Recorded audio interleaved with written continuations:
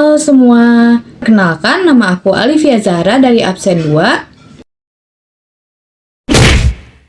Aku Kaila Fidelia Andita Putri dari absen 16. Halo, nama aku Airindia Aisyahla dari absen 1. Halo semuanya, nama aku Kirana Bateri Sudarmono dari absen 17. Kira-kira kalian tahu nggak sih apa yang bakal kita bahas? Kalian tahu nggak sih sebenarnya perang Batak itu terjadinya karena apa? Karena pengen aja nggak sih? Salah dong. Nah, jadi perang Batak ini dilatar belakangi oleh beberapa faktor.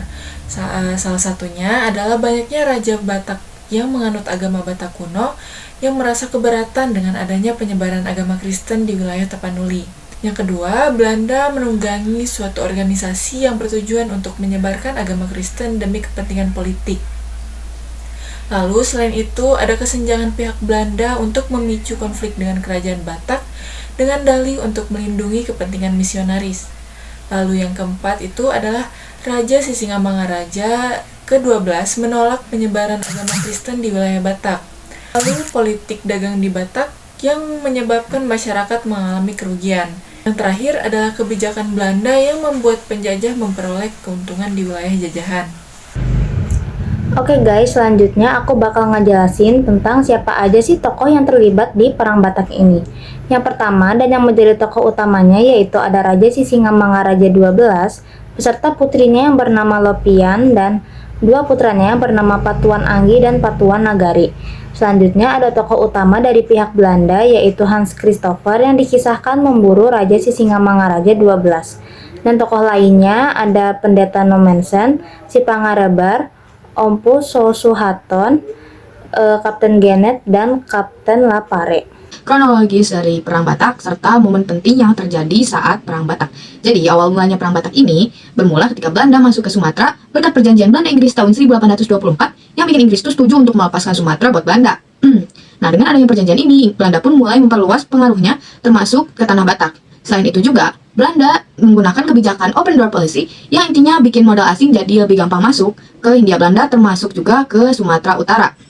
Di sisi lain, waktu itu tuh Sisingamangaraja 12 baru aja dilantik atau dinobatkan menjadi Raja Batak dan dia itu adalah sosok pemimpin yang cinta banget sama tanah air dan gak suka kalau misalnya ada campur tangan asing di wilayahnya. Belanda waktu itu tuh ngotot mau menyebarkan agama Kristen lewat misionarisnya atau pendakwah Kristen. Tetapi Sisingamangaraja gak senang. Dia ngerasa kepercayaan asli masyarakat Batak tuh bakal terancam kalau misalnya misionaris ini dibiarin gitu aja. Sekitar tahun 1870-an, Belanda bawa misionaris-misionarisnya ini ke Tapanuli buat menyebarkan agama Kristen atau kristenisasi. Masyarakat Batak di sana masih kuat memegang kepercayaan asli mereka yaitu Parmalin. Merasa nggak nyaman. Sisingamangaraja 12 juga takut kalau misalnya tradisi leluhur mereka bakal hilang kalau agama baru ini terlalu banyak masuk. Makanya dia mulai bergerak untuk menolak intervensi ini. Lalu pada tahun 1877, Sisingamangaraja 12 mutusin buat ngusir para misionaris-misionaris yang dianggap terlalu memaksakan agama mereka ke para penduduk. Sehingga tindakan ini tuh bikin misionaris-misionarisnya tuh pada ketar-ketir. Akhirnya mereka meminta perlindungan dari pemerintah Belanda langsung ke pusatnya. Dan dari sini konflik makin kelihatan dan suasananya juga semakin tegang. Gara-gara pengusiran ini, pemerintah kolonial Belanda kirim tentara ke Tanah Batak pada 6 Februari 1878. Tentara ini datang ke Peraja atau daerah pedalaman Sumatera Utara dan bergabung sama misionaris-misionarisnya ini yang meminta perlindungan. Habis itu, Sisingamangaraja yang melihat hal tersebut makin marah dan pada 16 Februari 1878 dia langsung menyatakan perang terhadap Belanda. Sisingamangaraja ini nggak nunggu lama, langsung aja ya di hari itu juga dia langsung menyerang pos-pos militer Belanda di Bawah Batu. Nah, strategi ini tuh dinamakan strategi gerilya. Ini jadi awal dari perang panjang yang nantinya itu berlangsung selama 29 tahun atau hampir 3 dekade. Meski persenjataan tentara Belanda lebih canggih, tapi Sisingamangaraja ini tetap semangat buat melawan para Belanda gitu ya, para kolonialisme ini. Lalu pada Desember 1878, Sisingamangaraja 12 akhirnya dapat bantuan dari pejuang Aceh. Mereka sama-sama nggak suka Belanda, jadi mereka bikin aliansi. Dan ini merupakan salah satu momen penting dari Perang Batak juga. Akhirnya gabungan pasukan ini berhasil buat menguasai beberapa daerah pedalaman di Sumatera Utara. Tetapi saat nyoba menguasai kota, Belanda malah datengin bala bantuan dan aliansi ini akhirnya mengenai serangan balik dan akhirnya terdesak mundur. Lalu pada Agustus 1889, Sisingamangaraja dan pasukannya menyerang Lobutalu. Mereka sempat berhasil merebut daerah itu. Nah, ini juga salah satu momen penting yang terjadi saat Perang Batak. Bahkan mereka juga menggugurkan beberapa tentara Belanda gitu. Tapi sayangnya pendudukan ini nggak bertahan lama karena Belanda langsung ngirim bala bantuan dari Padang dan berhasil menguasai Lobotalo lagi setelah pertempuran yang sengit. Lalu masih pada September 1898, Belanda akhirnya bisa menguasai Huta Paong, pusat pertahanan utama Sisingamangaraja pada saat itu. Nah, setelah tempat ini jatuh ke tangan Belanda, Sisingamangaraja dan pasukannya pun makin terdesak. Meski begitu, dia tetap bertahan dan terus ngelawan walaupun posisinya itu jadi semakin sulit gitu. Nah, Sisingamangaraja 12 gak pernah menyerah. Bahkan sampai 1907 di mana beliau bersama pasukannya yang tersisa bertahan di daerah Sumatera Utara. Di tengah kondisi yang sulit dan juga kekurangan logistik, Sisingamangaraja tetap nggak mau nyerah sama Belanda. Even ya setelah istrinya Borusagala dan ketiga anaknya Lopian, Sutanagari, dan juga Patuan Anggi ditangkap oleh pasukan Marsos di bawah pimpinan Kapten Hans Christoffel, Sisingamangaraja lari ke hutan Simsim. Masih aja nggak nyerah gitu kan. Kayak pertempuran ini akhirnya terakhir di Tamba dan di situ beliau akhirnya gugur. Kepergian Sisingamangaraja ini menandai akhir dari Perang Batak, sekaligus juga perlawanan rakyat Batak melawan penjajahan Belanda di Sumatera Utara. Perang Batak ini memberikan banyak pengaruh, yaitu salah satunya tersebarnya agama Kristen. Awalnya, penyebaran agama Kristen ini memperoleh penolakan karena lingkungan masih kental akan kepercayaan Batak kuno. Namun, setelah terbunuhnya Raja Sisingamangaraja ke-12, agama Kristen menjadi lebih mudah untuk masuk ke wilayah Batak. Selain tersebarnya agama Kristen, dampak Perang Batak lainnya adalah banyaknya masyarakat yang terbunuh. Apalagi Raja Sisingamangaraja 12 turut terbunuh pada 17 Juni 1907 ketika sedang berusaha bertahan di situasi genting. Lalu yang ketiga ada kerugian ekonomi.